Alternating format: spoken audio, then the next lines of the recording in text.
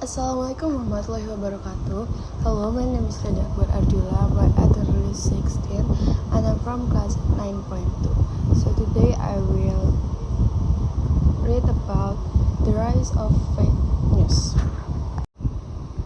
In December 2016, Edgar M. which drove 6 hours from his home to Washington, D.C., where he opened fire in a pizzeria with an assault rifle.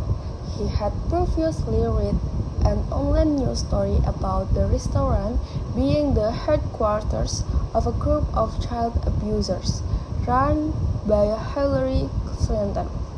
He decided to investigate for himself. Fortunately, no one was hurt.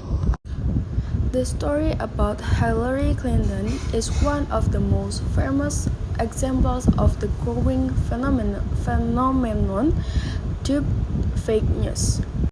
The conspiracy theory about the pizzeria began to appear on websites and social networks in late October, before the U.S. election. This was quickly denounced by publications such as the New York Times and the Washington Post. However, many people thought that these papers were themselves lying for political ends and instead of disappearing. The fake story snowballed.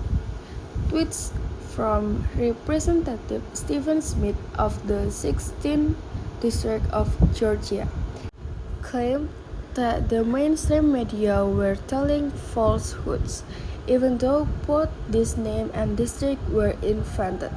The message was retweeted many times.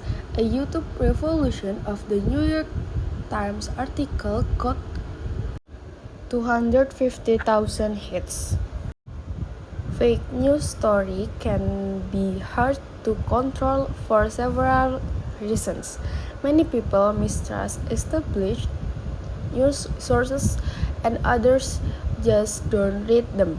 So the debunking of a fake story by a serious newspaper or TV channel has limited effect.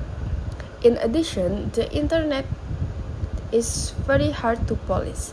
When users are caught misusing one media platform, they simply go to another one or start up a website themselves. There are also various reasons why people create fake news.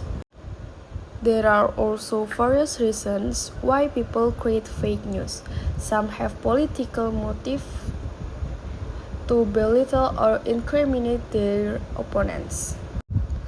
Other websites, like The Onion, deliberately publish fake news as satire, humorous comments on society and current affairs. Another group is in it for the profit. Many people clicking on entertaining fake news stories can bring in a lot of advertising revenue. One man running fake news sites from Los Angeles said he was making up to $13 United States amount in this way. There are also those, like the small-town teenagers in Macedonia who wrote fake news stories about Donald Trump, who seems to be motivated partly by money and partly by boredom. So, what can we do to stop fake news spreading? First, make sure that the websites you read are legitimate. For example, by looking carefully at the domain name and the About Us section. Check the sources of any quotes or figures given in the story. Remember that amazing stories about famous people will be covered by the mainstream media if they are true.